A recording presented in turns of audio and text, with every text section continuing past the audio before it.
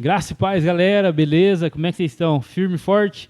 Mais uma vez nós estamos aqui gravando esse podcast. Você que nos acompanha aí no Instagram, você percebeu que nós cometemos um erro, um erro fatal na última gravação. Nós estamos regravando sobre esse tema que nós vamos falar hoje, porque na semana passada houve ali um erro técnico humano. É, só por Deus. Mas graças a Deus... A produção nossa. É a pecinha, né, cara? Pecinha, as duas pecinhas que ficam atrás do microfone aqui. Mas graças a Deus, ele tem nos sustentado e nós estamos aqui mais uma vez. Nós não poderíamos deixar de falar sobre esse tema e agradecer aquelas pessoas que indicaram, né? Comentou sobre esse tema, pediu para falar, abordar esse assunto. Algumas pessoas, né, ouvem esse nome, calvinismo, arminianismo, que salada que é essa? Isso mesmo. Mas tem algumas pessoas que gostam desse tema e queria que a gente falasse um pouco. Verdade, foi a pedido do nosso irmão Cleito, né? O Cleito, mandar um abraço pra você meu irmão, aí. Deus abençoe Deixou você. para nós essa sugestão desse tema aí, sobre os pontos do calvinismo, os pontos, né, do arminianismo aí. E aí a gente quer, né, tá sempre aí fazendo essa coletividade entre as pessoas, né? Porque isso é legal, cara. A gente grava esse conteúdo, não é para mostrar conhecimento, mas é para desfrutar de aprendizado e discipulado junto com vocês. Amém. Mas antes de entrar nesse tema do calvinismo, a gente vai chamar a vinheta. Então, produção, solta para nós aí.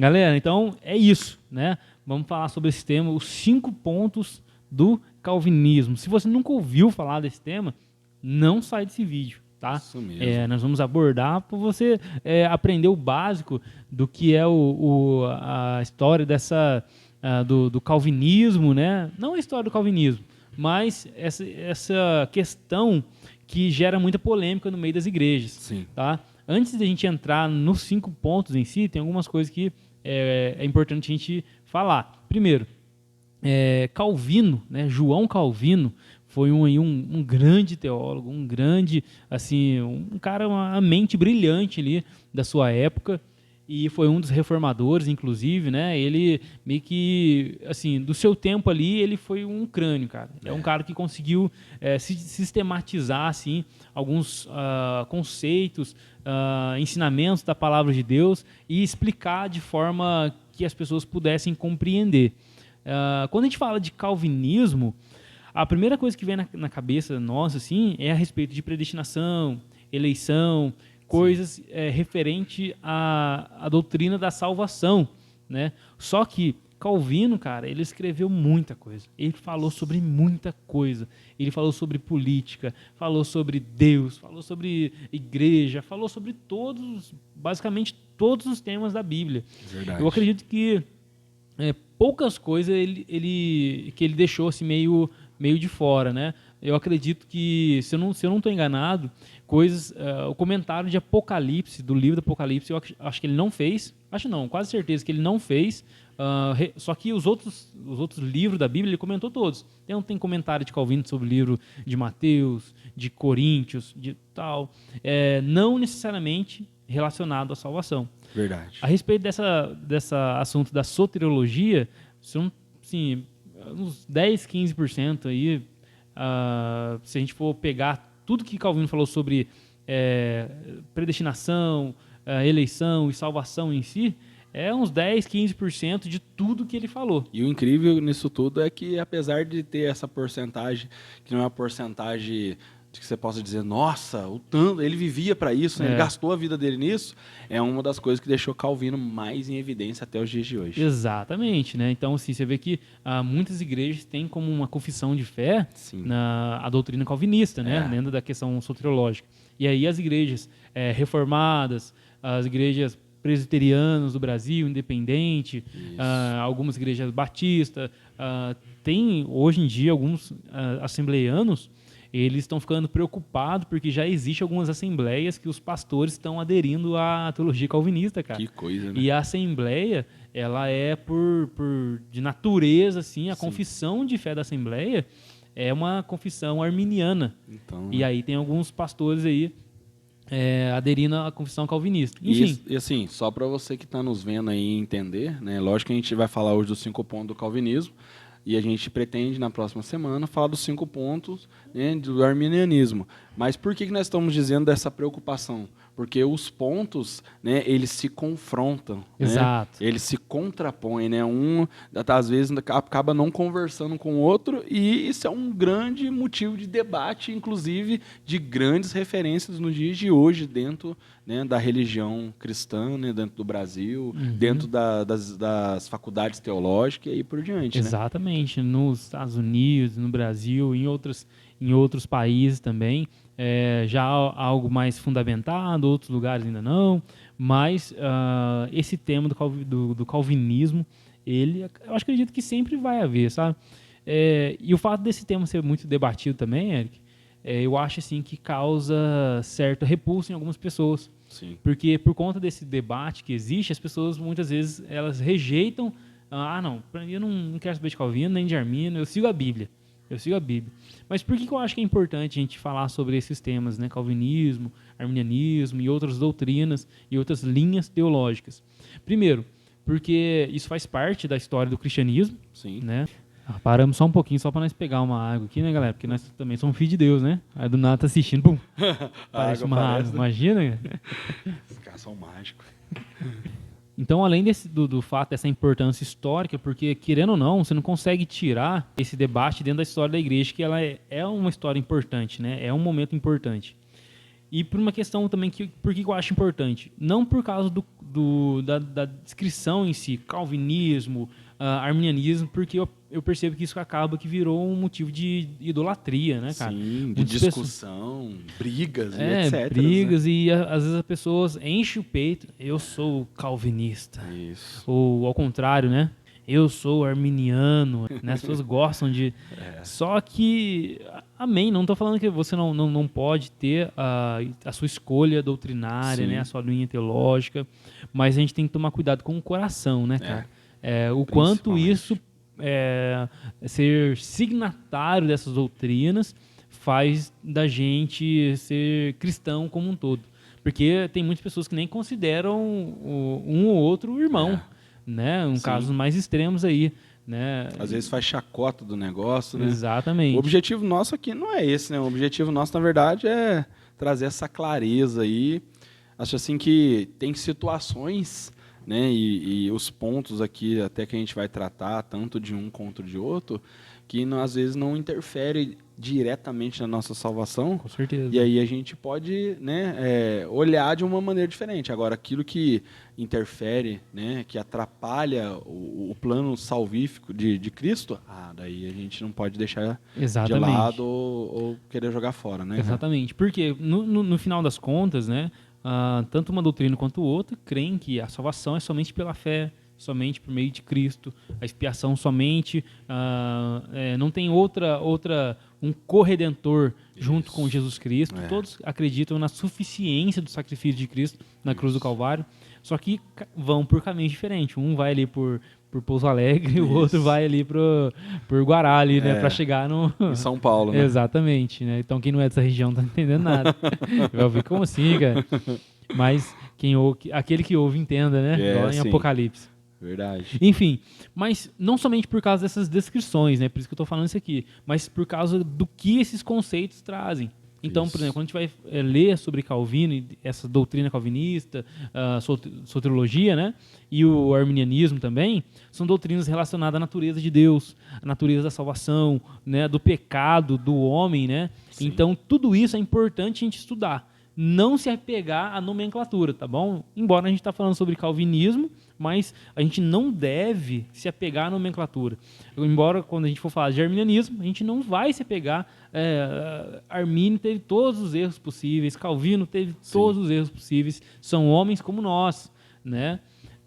Mas o que a gente está se apegando, se atentando aqui, é sobre esses conceitos, né? Isso. E O dentro eles daquilo carregam. dentro daquilo que é o canal a qual, né, nós estamos propondo, né, do discipulado, isso aqui nada mais é que um discipulado, né? Exato. E ser discipulado é aprender sobre várias coisas, até mesmo para você saber como você vai caminhar dentro daquilo que é a sua crença, dentro do que é o evangelho, dentro daquilo que é de quem é Cristo, né? E muitas pessoas, cara, tipo, eu não gosto de nenhum, não gosto nem do outro. Mas às vezes na hora que ela vai falar a convicção de fé dela, ela vai tá optando por alguns dos dois lados, né? sem saber. Sem saber. Exatamente. Então é difícil fugir disso, tá? É. Isso não somente na área de soteriologia, mas em todas as doutrinas ali dentro da teologia sistemática. Então vamos lá. Da onde que surgiu esse lance do calvinismo, esse lance dos 5 pontos, cara? Primeira coisa, na época da Reforma Protestante, você conhece ali, né, dia 31 de outubro de 1517, Martinho Lutero vai lá e prega as 95 teses lá em Wittenberg, na Alemanha, né? Isso. E ele propõe esse debate. E começa, então, a Reforma Protestante a partir desse estopim aí.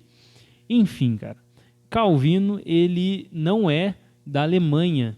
O Calvino, ele surge, se eu não estou enganado, na Suíça, né? Ele vem lá em Genebra, né, na Suíça, e ele então tem a história dele lá e ele passa a fazer parte desse movimento da reforma em paralelo, né? Enquanto acontece uma reforma na Alemanha, acontece uma outra reforma na Suíça, uma outra reforma em tal lugar, tudo isso em paralelo. Enfim, para encurtar a história, para a gente chegar nos 5 pontos. Essa doutrina calvinista, ela tomou conta da teologia em vários lugares. Então, na Holanda, especificamente, essa doutrina era ensinada nas igrejas, era ensinada em todos os lugares. Porém, existia um professor, um teólogo, um homem de Deus, chamado Jacó Armínio. E esse cara, ele começou a protestar contra as doutrinas ensinadas pelo calvinismo. Dentre elas, a doutrina da expiação, da eleição, predestinação, da graça irresistível, dentro desses 5 pontos do calvinismo. E ele começa a falar, gente, não dá não, essa doutrina aqui está errada, nós precisamos rever isso aqui. E nessa época, o Estado e a Igreja eram unificados. Não é como hoje, né? O Estado laico. Isso. Né? A Igreja é uma entidade separada do Estado. Uhum. Nesse tempo não era assim. Então, o que aconteceu? Um ano depois da morte de Armínio, os alunos, né, os seguidores de Armínio, eles apresentaram esse protesto. Aquilo que Armínio ele já falava, já ensinava, né? Ali os seus seguidores, após um ano da sua morte, eles chegaram e falaram o seguinte, olha, nós não concordamos com isso aqui. Né? Os ensinos que foi nos passado vai de frente contra esse tipo de teologia, né, que seria a teologia calvinista. E só assim também, abrindo um parênteses aqui, para que você possa entender melhor, Calvino e Armínio não foram contemporâneos, né? Eles não viveram, não tiveram a oportunidade de debater entre eles. Exatamente. Né? Porque quando Armínio cresce e começa a passar todo o processo religioso dele, Calvino já havia falecido, né? Já havia falecido. Eu acredito que quando Calvino estava para morrer, o Armínio era pequeno ainda, era uma criança. Jovem, bem jovem, criancinha. Eu não sei se não tinha nem mais que 12, 13 anos, alguma coisa assim. Então não houve esse confronto dos dois. O que houve foi um debate entre o aluno de um, seguidor de um e o seguidor do outro. Entre representantes, né? Exatamente. Que até se a gente parar para pensar, meio que torna mais difícil. Porque imagina se os dois tivessem tido a oportunidade de conversar um com o outro. Né? Talvez podia ser diferente. Ou também não. O quanto de tudo aquilo que os alunos de Armínio apresentou, de fato era de Armínio, né? Isso. Entendeu? Isso, de fato seguia aquilo que ele, né? A essência dele. Exatamente. Das vezes isso acontece até no dia de hoje. Às vezes nem sempre aquilo que os cristãos apresentam de Cristo, às vezes é a essência de Cristo mesmo, né? E a gente precisa tomar cuidado com isso. Exatamente. E assim, só abrindo um parênteses aqui, falou, é verdade. Muitos pastores formam outros pastores, aí esse pastor formado, ele caça o seu rumo, vai fazer tal coisa, só que ele não cata 100% daquilo que ele aprendeu, ele vai viver as suas experiências, as suas doutrinas, descobrir e tal, enfim, isso pode ter acontecido, a gente não está falando que aconteceu nem não, é só uma imaginação nossa aqui, né? Enfim, esses alunos, eles protestaram e esse protesto ele ficou conhecido como remonstrância. né, remonstrância, que é ali, de fato, ali um protesto. Então, as doutrinas que eram pregadas, né, pelas igrejas da Holanda, né, elas eram igrejas confessionais, eles receberam esse protesto aí. Em 1610 aconteceu isso aí, a apresentação desse protesto. Em 1618, 8 anos depois, foi convocado uma reunião, um sínodo nacional. O que é isso? É exatamente isso, uma reunião, e reuniram teólogos do país inteiro, né, da Holanda, e esse sínodo ele ficou conhecido, se você pesquisar na internet você vai ver, como Sínodo de Dort, porque foi na cidade de Dort. E o intuito desse sínodo, né, era examinar o ponto de vista de Armínio à luz das Escrituras. Então, a resposta da igreja e do Estado, mediante esse protesto que foi feito pelos alunos de Armínio, foi qual? Eles chamaram todos os teólogos ali da Holanda, porque, como eu já disse, né, o Estado e a igreja caminhavam juntos, então reuniu todo mundo em um lugar só, inclusive várias autoridades do governo que não tinham nada a ver com a igreja, compareceram. Foram junto, né? Delegados da Alemanha, da Suíça, da Inglaterra, foi gente da Europa juntou lá. Resumindo, eles decidiram berear o negócio, né? Vamos ver o quanto disso, de fato, é real com aquilo que a gente crê, né, cara? Exatamente, porque na Europa, em geral, essa doutrina também já estava bem estabelecida ali, né, cara? Mas, por um lado, a gente vê também algo interessante, cara. O quão peso tinha os ensinos de Armínio nessa época. Com certeza. Se fosse um Zé Ninguém... Não ia perder tempo com isso, né? O filho da Maria Ninguém, junto com o Zé das Couve. Não dá bola pra ele, não. Esquece. Mas você vê assim, a representatividade que os ensinos de Armínio eles tinham naquela época, né? Embora a gente vai ver que foi rejeitado. Mas durante 7 meses, eles se reuniam 154 vezes. 154 sessões para tratar desses artigos aí, né? Para ver a luz das Escrituras sobre cada protesto que era feito ali. Qual que foi a conclusão que eles chegaram? Primeira conclusão, né, que surgiu desse sínodo de Dort. Eles concluíram que, à luz do ensino das Escrituras, esses artigos tinham que ser rejeitados como não bíblicos. Então foram rejeitados. Segunda coisa, o concílio impôs censura eclesiástica aos remonstrantes, depondo-os de seus cargos, e a autoridade civil, né, que é o governo, os baniu do país por cerca de 6 anos. Ou seja,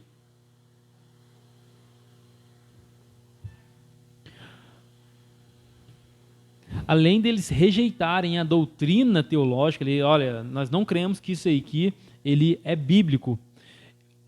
Os alunos de Armínio, todas aquelas pessoas que tinham cargos eclesiásticos, eles foram depostos desses cargos. Vamos colocar na linguagem de hoje. Era pastor, era diácono, não sei o quê. Você também concorda com o Armínio? Então, tá, agora você não é nada disso mais, está deposto. E o governo, lembra que sempre tem essa ideia em mente, a igreja e o Estado, uma coisa só. Então o Estado vai e expulsa os caras do país, velho. Os caras mandam embora, bane eles. E a terceira coisa, os reformadores eram unânimes em condenar o arminianismo como uma heresia. Não era apenas, a forma de condenação, né, tanto nos primeiros debates, né, no início da igreja e nessa época da reforma, eram assim, coisas meio pesadas, cara. Não era algo assim, olha, nós não concordamos, tal, vai viver a sua vida, mas não vem pregar aqui na minha igreja, você não vou na sua, nós não concorda. Bloquear você no Instagram, no Facebook, exatamente. No WhatsApp. Eu vou dar dislike no seu vídeo. Não era assim, cara. Era, de fato, algo um pouco mais, até meio pesado, porque além desse banimento, dessa exclusão, teve casos até mesmo de morte por questões teológicas, né? Então, assim, são coisas assim que meio que uma mancha aí na história do cristianismo. Basicamente, quais que são os 5 pontos que o calvinismo ele afirmava, aquilo que foi como motivo de protesto pelos seguidores de Armínio. Primeiro ponto do calvinismo, depravação total, cara. O que essa depravação total eles falavam? Que o homem, quando o homem caiu no pecado, né, desde lá em Adão, ele se tornou 100% afastado de Deus, corrupto de coração, a natureza corrompida, a natureza pecaminosa. Capaz de se salvar, de escolher o bem ou o mal, né? Se ele não tem como, por exemplo, tá posto o bem e o mal aqui, Deus e o diabo. Né? Ele, por capacidade própria, não tem condições de escolher Deus, porque o coração dele está inclinado para o mal. A natureza dele já é essa. É a mesma coisa de você lavar um porco e colocar ele de frente de uma lavagem ou uma caminha. Onde que você acha que ele vai? Tem ali põe o porco para decidir, né? Uma banheira, uma hidromassagem cheia de sabão e lá um chiqueiro. Uma lavagem, lá um chiqueiro. Vai para onde, será? Vai pro chiqueiro, vai pro chiqueiro, porque é a natureza dele isso. Exatamente. Né? E aí depravação total não é... não é ensinado que o homem ele é tão mal quanto ele poderia ser. Não é isso. Tipo, o homem ele é tão mal quanto ele poderia ser. Mas significa que ele, diante dessa escolha, ele não é capaz de escolher o bem, espiritualmente falando. Ele pode fazer boas escolhas em relação à vida, ele pode ajudar os outros, pode ter boas ações, obras, né, e tudo. Exatamente, mas ele não, por condições próprias, ele não consegue se achegar a Deus, né, e ter essa rendição total. Ele está... uma inabilidade. Isso, esse é o primeiro ponto do calvinismo, tá, gente? Exatamente. Então, assim, para vocês poderem entender, basicamente é igual um bebê que não sabe escolher o que é melhor para si. E ele precisa do seu pai escolhendo para ele. E aí tem um texto interessante que é abordado dentro desse tema, que é o seguinte, Jeremias, no capítulo 13, versículo 23, eles usam esse texto para embasar essa doutrina da depravação total. Fala assim, ó: será que o etíope pode mudar a sua pele ou o leopardo as suas pintas? Assim também vocês são incapazes de fazer o bem, vocês que estão acostumados a praticar o mal. Então o que o profeta está falando aqui? Olha, assim como é da natureza do etíope a sua pigmentação da pele, ele não consegue mudar isso. O leopardo, ele não consegue mudar a cor da pinta dele, porque é algo de dentro, que nasce de dentro dele e sai para fora. Assim vocês também são incapazes de fazer o bem, porque é um problema do coração. Jesus ele fala isso, né? Lá em Mateus 7. Olha, o que faz mal para o homem não é o que entra, mas é o que sai. Isso. Então, assim, e um parênteses para a gente abrir aqui, essa questão da depravação total, tanto Calvino quanto Armínio, eles estão alinhados, ao meu ver, né? Porque os arminianos também creem que o homem, depois do pecado, ele se corrompeu. Se torna né? incapaz. Né? Exatamente. Ele precisa de uma graça, que nós vamos ver depois, que é a tal da graça preveniente. Nós vamos ver no próximo vídeo. Né? Não vou falar agora não, se você ficar curioso. Então, assim, parte dessa perspectiva. E aí existem outros textos que são citados, que são usados. O apóstolo Paulo vai falar isso também, né? Que ele, lá em Romanos 7, ele fala: o bem que eu quero fazer eu não consigo fazer, o mal que eu não quero eu faço, e portanto já não sou eu, mas o pecado que habita em mim, né? Então, ele já mostra que a gente muitas vezes é incapaz de decidir mesmo. Às vezes você está pensando, hoje, essa semana eu vou fazer isso. E de repente você não consegue manter a constância daquilo, porque infelizmente o ser humano ele é inclinado a não fazer tudo aquilo que alimenta o espírito, mas assim a sua carne, né? Exatamente. E aí nessa doutrina esses 5 pontos do calvinismo, eles estão meio que como se fosse subir uma escadinha. Tá um ponto ligado no outro.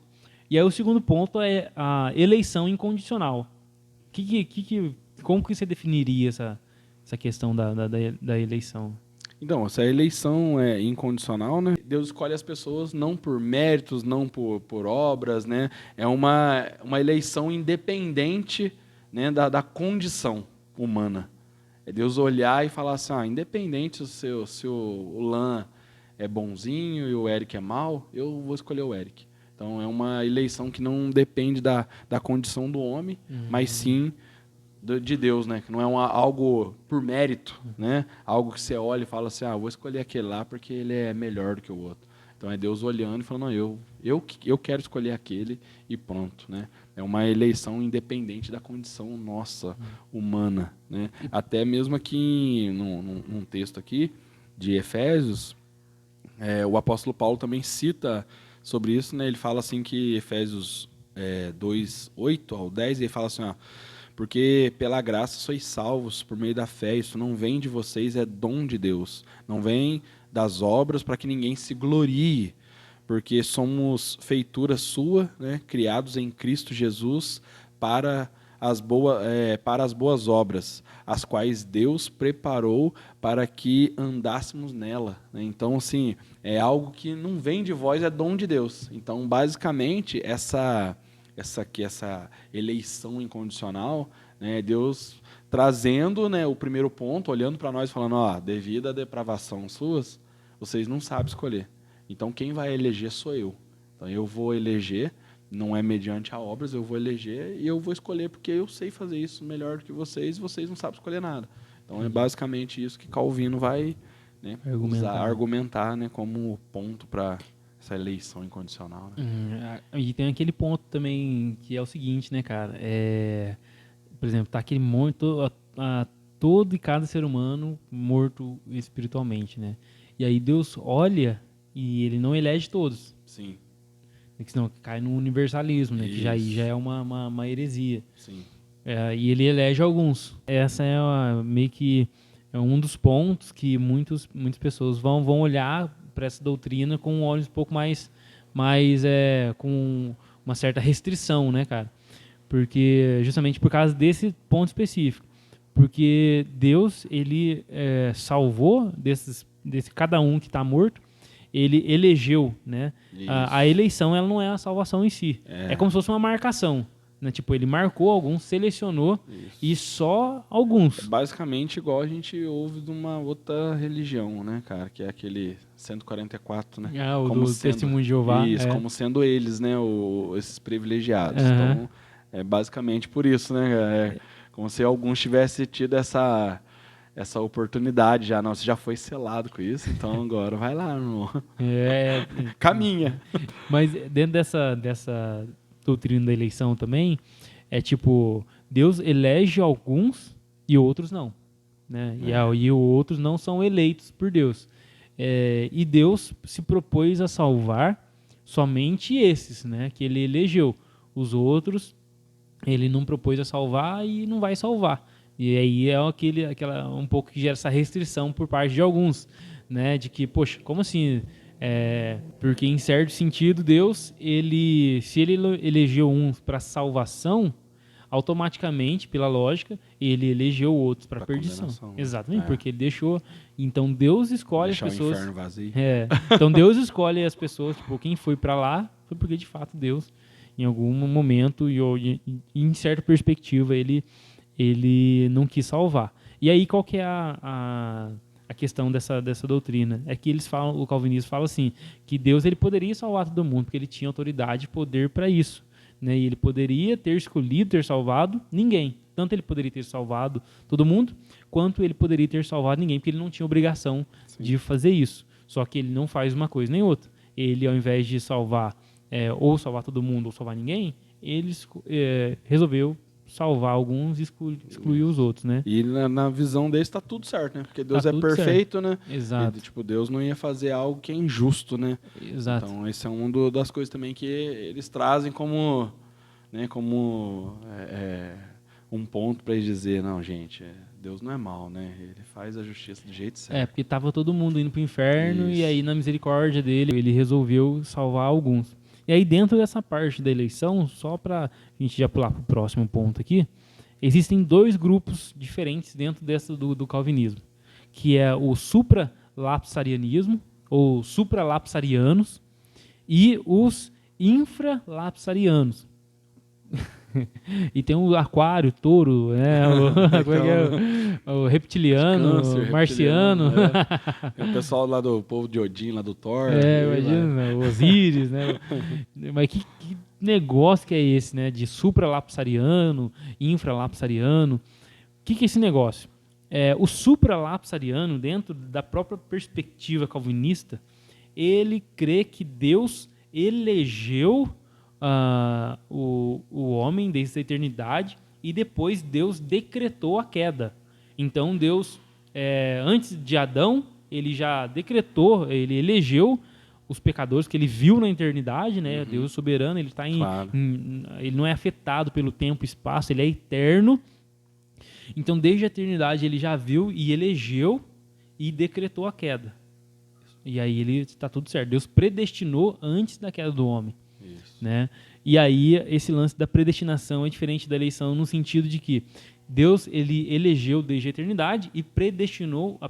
A predestinação está ligado aos meios que aquela pessoa vai se chegar a ele. Uhum. Então isso é o supralapsarianismo, né? O supralapsariano.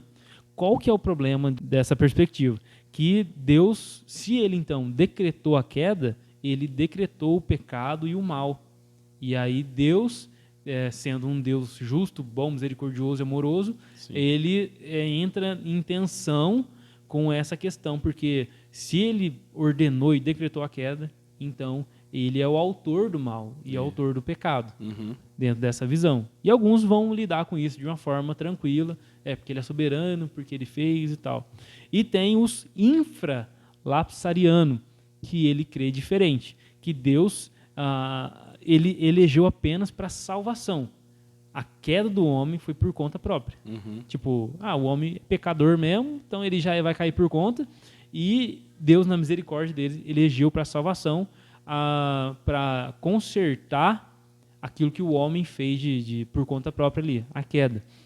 Então, dentro dessa perspectiva do infralapsariano, teve a queda, e aí, pós a queda, Deus elege aqueles que ele vai salvar.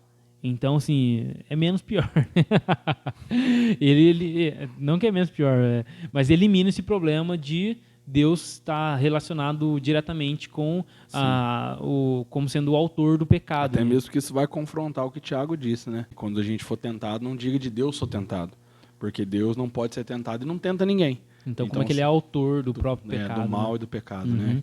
Então, dentro dessa questão, existem essas duas perspectivas. E aí, caminhando, né, dentro da doutrina, vamos lá. Depravação total, todo mundo morto. Isso. Eleição incondicional. Deus elege, independente da condição do homem, porém, ele elege alguns.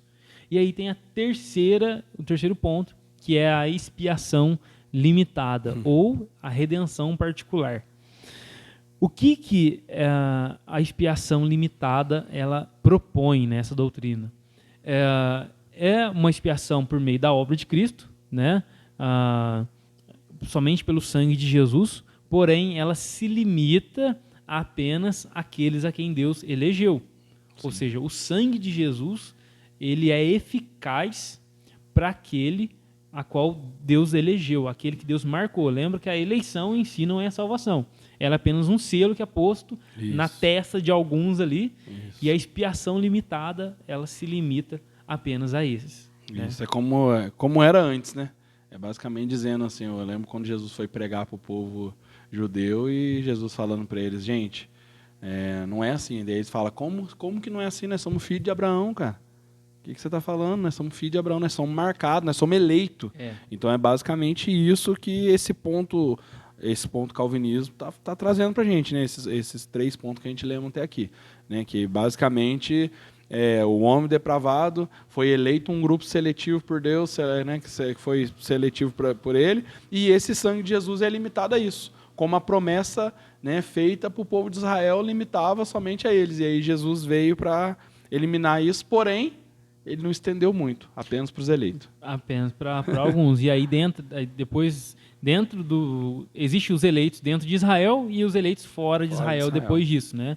Então, assim, e existem aquele dentro de Israel também que não foram eleitos. Isso. Que foram eleitos para perdição, né? Deus não os escolheu. E aí tem alguns textos que são usados, né? Que para basear essa doutrina da expiação limitada, e dentre esses textos está ali João 6, do 35 ao 40, que fala assim, então Jesus declarou, eu sou o pão da vida, aquele que vem a mim nunca terá fome, aquele que crê em mim nunca terá sede.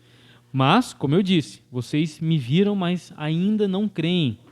Todo aquele que o Pai me der, virá a mim.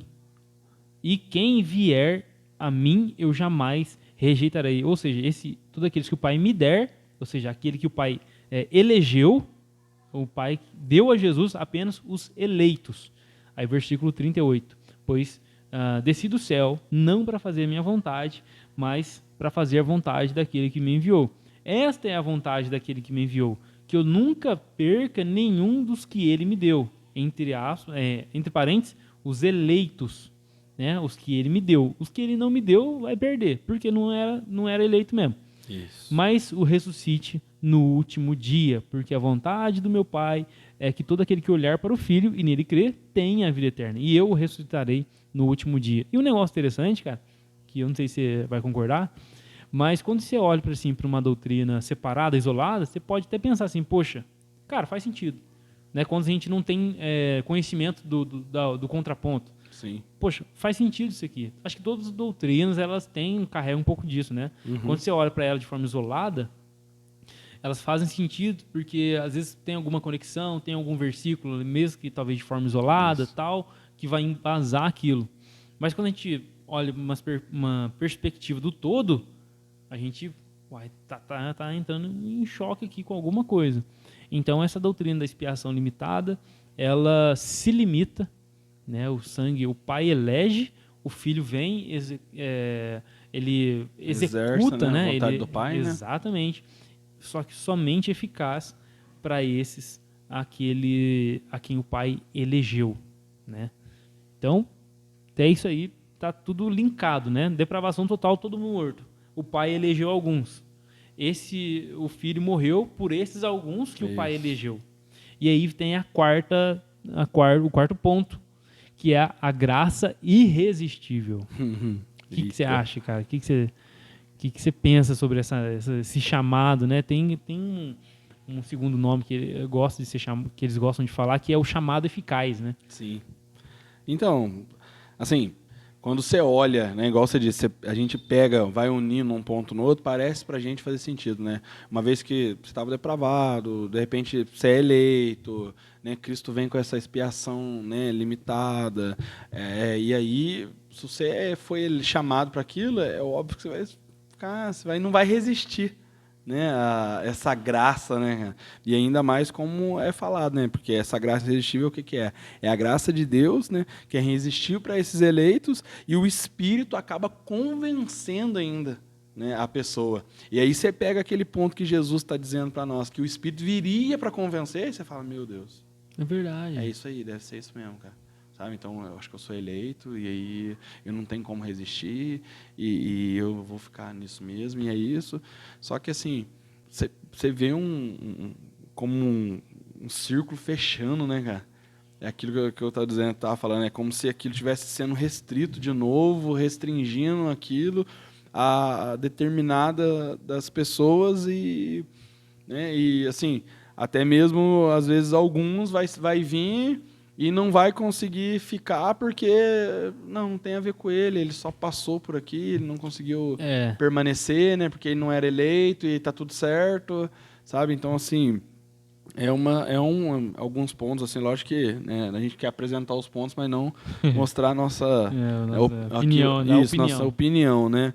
Mas, assim, tem coisa que, às vezes, é até um pouco difícil, né, de se sustentar, inclusive, quando a gente olha por esse ponto. É óbvio que o Espírito está aqui para isso mesmo, para convencer.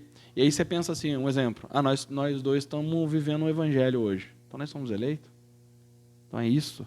Porque nós somos eleitos, nós estamos vivendo. E quem não está, não foi. Quem não está, não foi. E aí você pensa assim, nossa, um exemplo, e o meu tio que não está nisso, e a minha tia que não aceitou Jesus, nós dois não são eleitos, cara. Aí acaba que elas vão entrar naquele que, poxa, Deus não elegeu, ele é soberano na vontade dele. Eu vou ter que aceitar isso porque Deus é perfeito, né? E essa graça irresistível, né? Ou então crê que... não chegou o tempo de ser convencido pelo Espírito, né? Exatamente. Essa graça porque se tornar irresistível para ele, né, cara? Exato, porque qual que é dentro dessa perspectiva? Que é o seguinte, o Espírito Santo ele pode chamar e a pessoa resistir. Isso. Até que o Espírito Santo vai chamar de forma irresistível. E aí a pessoa ela não vai falar não, entendeu? Ela vai falar sim, e aí ela vai em direção ao Senhor. E eles gostam de definir, né, a doutrina calvinista, elas definem essa questão como os dois pontos, né? O chamado externo e o chamado interno. O chamado externo está ligado à pregação do evangelho. O chamado externo é para todos. Todos e cada uma pessoa do mundo inteiro, ele vai receber o chamado interno, que é a pregação do evangelho. O modo ao qual o Senhor escolheu para salvar as pessoas é por meio da loucura da pregação. Então, a pregação é o chamado externo. Sim. Porém, todos vão ouvir a pregação. Porém, o chamado interno não é para todos. Alguns apenas vão...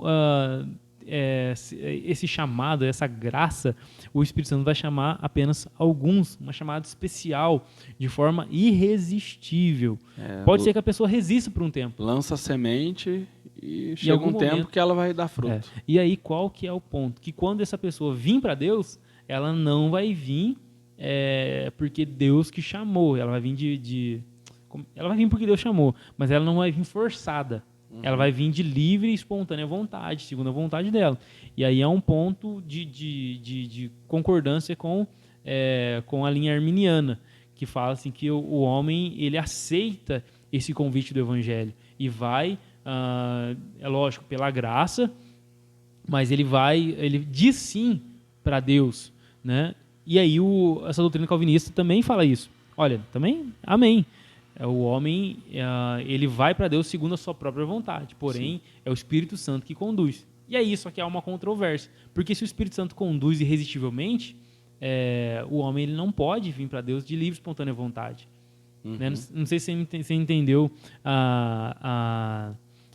o contraponto, que se o pecador ele é alcançado segundo a graça irresistível, não foi dado ao homem a capacidade de resistir a essa graça. Parece não ser real essa fala de, não, ele veio porque ele quis. Porque se já é irresistível. Esse é o contraponto. E aí ele vem segundo a sua própria vontade, porém, de forma irresistível. Né? E aí, só que, assim, eu já vi alguns calvinistas, né, pessoas falando que não está tudo certo, né? É isso mesmo, e não há discordância, já que sempre vai apontar para essa soberania de Deus. E aí os versículos que embasam essa graça irresistível são todos aqueles versículos que mostram que o Espírito Santo é que convence o homem. E aí, tanto arminianos quanto calvinistas vão concordar com os versículos em si, porque todos creem que o Espírito Santo é que convence. Sim. Né? Só que não há ali um versículo, pelo menos, esses irmãos vão me perdoar, ou pode mandar depois ali, pelo menos pelo que eu vi, de que o Espírito Santo ele convence de uma forma irresistível, né, dentro dessa explicação. Que o Espírito Santo é somente ele que convence? Opa, nós estamos dentro desse negócio. Até Cristo já disse isso, né? Exatamente. Não tem como voltar atrás, porque foi ele que disse. Exato. E aí tem até aquele versículo, né, que fala assim, em Hebreus 3:7, que fala assim, ó, assim como diz o Espírito Santo, hoje, se vocês ouvirem a sua voz, não endureçam o coração. Então, aí fica aquela pergunta. Se é irresistível, é possível que o homem endureça o coração quando ouve essa graça, esse chamado? Né? Poxa, aí fica esse conflito, né? Sim. É possível resistir ao chamado Espírito Santo? Não. Mas está falando aqui que se você ouvir a voz, não endureça o seu coração, parecendo que há uma possibilidade para esse endurecimento por parte do próprio homem. E aí fica essa questão no jogo. Então, só para a gente fazer essa linha de novo. Depravação total, todo mundo morreu. Isso. Eleição incondicional. Deus elege independente da condição do homem, porém ele elege alguns. Sim. Terceiro ponto, expiação limitada.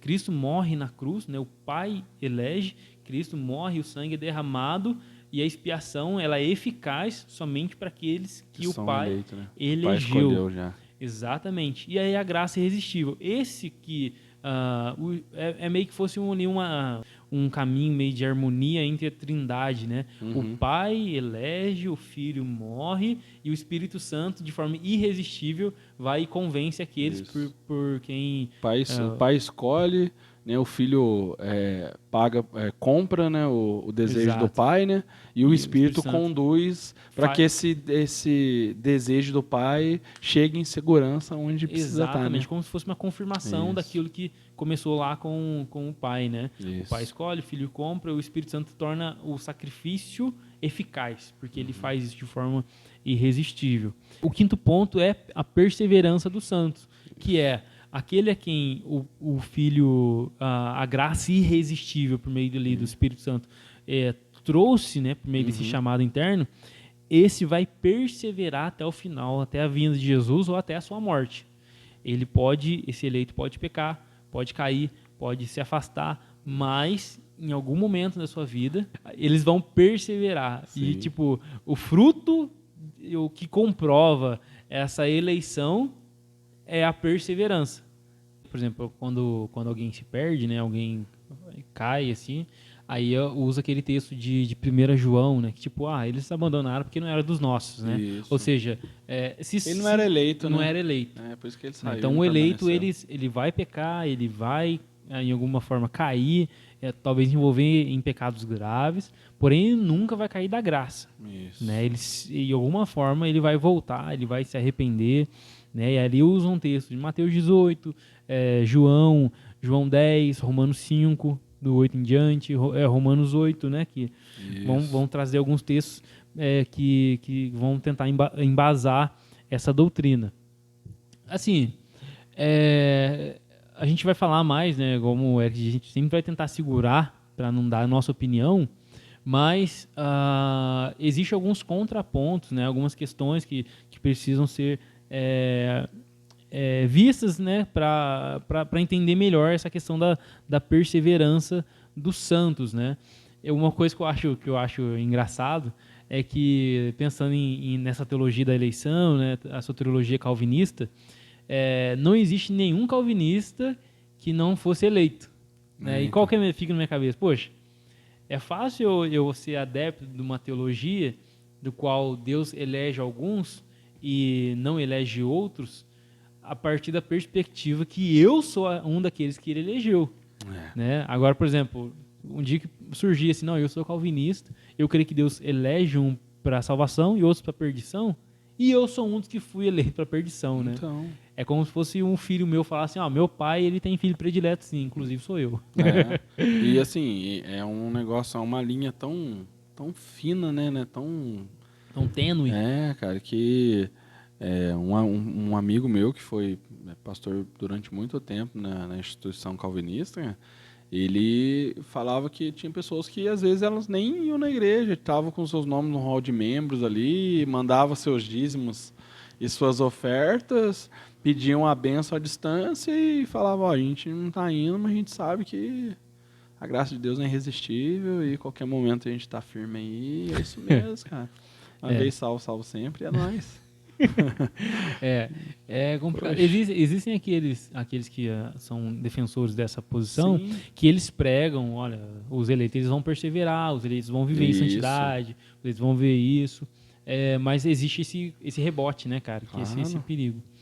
Então, assim, são essas doutrinas, tá? Esses pontos. Na semana que vem, a gente vai falar de uma visão mais arminiana. Existem outras perspectivas, mas a que mais predomina são essas duas, né? Sim, ou é calvinista ou ela é arminiano. Isso. E, assim, nós não somos, pelo menos até o momento, né? Isso. Nós não somos adeptos à doutrina calvinista. Temos algumas reservas em relação a alguns pontos, né? Respeitamos, claro. A gente trabalha, convive com pessoas que pensam diferente, tem amizade. Sim. Não são doutrinas heréticas, tanto o calvinismo quanto o arminianismo. Todos creem na salvação mediante a fé em Cristo Jesus, somente pela fé. Isso. Todos, tanto Armínio quanto Calvino, são as doutrinas, né? São ali signatários das solas, somente pela fé, somente Cristo, somente pela graça, somente as Escrituras e somente glória a Deus. Então, assim, todos são signatários disso aí. Não é uma heresia. E essas solas aí, para quem não sabe, né, no caso, foi aquilo que de resumo das teses de Martim Lutero, Exato, né? Que o Lan exato. bem colocou O suprassumo no ali, né? começo aí, né? E aí, inclusive a gente gravou vídeos sobre esse assunto no mês da reforma, então se você tiver alguma dúvida, aproveita para conferir. E é óbvio que, quando você olha assim, ambos, como o Lan disse aqui, são excelentes pessoas que tiveram no meio cristão. Né? Exato. E é óbvio que quando você deixa de lado algumas coisas que não faz sentido, né? Tem muita coisa boa nisso Opa. daí para que a gente possa usar, usufruir, crescer e ajudar na expansão do reino. Exato. E é isso que a gente está trazendo aqui. Então, nós estamos trazendo aqui a fruto de conhecimento. Né, para que vocês possam saber o que é, o que não é, e até mesmo para que vocês possam fazer suas próprias escolhas dentro disso, né? Uma vez que o Lan bem colocou aqui que elas não são hereges naquilo que elas propõem, né? Exato. Não venham dessa... Não fere ali os fundamentos da fé. Isso. Muito pelo contrário, né? Aqueles que são signatários tanto de uma doutrina quanto da outra estão bem servidas. Estão bem servidas, estão bem seguras, porque tanto uma é possível quanto a outra. Depende ali da perspectiva, depende do ponto que você vai olhar. Nós não somos signatários da doutrina calvinista em relação à soteriologia, mas de maneira alguma a gente vai condenar isso como algo, podemos sentar para conversar, debater, a crescer na graça, crescer no conhecimento, porque eu falei algo no início, né? Tirando o nome calvinismo, tirando o nome arminianismo, existem conceitos aqui que são interessantes para nós, que é o quê? O estudo da natureza de Deus, pecado, o estudo do homem, o estudo da salvação, e a gente ama a palavra de Deus, porque... E até mesmo se vocês que nos veem, às vezes pensar que nós somos um pouco, né, tendenciosos, talvez trazendo esses pontos calvinistas aí, nós estamos aqui abertos, nós temos conhecidos, amigos nossos que são calvinistas, que são muito inteligentes, e a gente traz eles aqui para eles falar, né, através de uma visão, né, calvinista mesmo, e enriquecer cada vez mais esse conteúdo, né, que é o objetivo aqui. Mas, a princípio, né, o que a gente estudou aqui, que a gente preparou, foram esses 5 pontos aqui. Exatamente. E existe livro para ensinar isso aqui. Claro. A gente não tem como aprofundar, talvez cada ponto seria um vídeo. Isso. Mas a gente sabe que nem todos têm essa paciência. Claro. E a gente quer falar não somente disso, falar de outras coisas também. Então, assim, esse é o resumo daquilo que é a visão calvinista, a visão desses 5 pontos. E a gente procurou, embora a gente deu nossa opinião aqui em alguns pontos, procurou ser o mais transparente possível. Sim. Não manipulando algum ponto para que pareça ser um absurdo, para que você tentar te convencer de alguma forma. É verdade. Mas é isso, pessoal. Espero que vocês tenham gostado desse vídeo. Espero que de alguma forma vocês tenham aprendido algo. Pesquise mais sobre isso. Leia bastante. Ame a sua Bíblia. Procure, aprofunde. E nós esperamos que você assista o próximo vídeo também para a gente falar da doutrina arminiana. Tá joia? Então, é verdade. E até mesmo porque vai ser uma forma de você, de fato, saber, né, e entender e crescer mais. E até mesmo, quem sabe, escolher dentro desses pontos, né, qual você se encontrou mais, né, se foi dentro dos pontos calvinistas ou dentro dos pontos arminianos. E aí é isso aí. O objetivo é crescer na graça e no conhecimento cada vez mais. Aleluia. A gente sempre quer provocar você a estudar mais a palavra de Deus. Com certeza. Então, compartilha, comenta esse vídeo aí, curte, sério mesmo, ajuda a gente lá. Esse dia a gente estava com um projeto de fazer uma live, a gente não conseguiu porque faltou ali uns inscritos ali para completar. Um número de inscritos, né? Exatamente. Então agora tá faltando 8. Tá, vamos ajudar, cada um de vocês está nos vendo aí, incentiva 8. Exatamente. Pô, pode pensar, nossa, estão mendigando inscritos, tamo sim. Compartilha esse negócio aí, manda aí pros seus amigos, segue lá os caras lá, tal, estão falando sobre isso, grupo de jovens, grupo de EBD. São ruinzinhos, mas são fracos, mas vai lá. Mas entre em contato com a gente, querendo você também aqui participando dessa mesa, vai ser uma bênção. Com certeza, isso. A gente sentar para conversar. Claro, é verdade, e é isso que vai fazer a diferença. É a união de vários propósitos com o objetivo do mesmo reino. Amém. Deus abençoe você, sua família, seu ministério e até o próximo vídeo. É isso aí, meu querido. Tamo junto e vamos seguir surfando nessa onda do discipulado. Deus abençoe.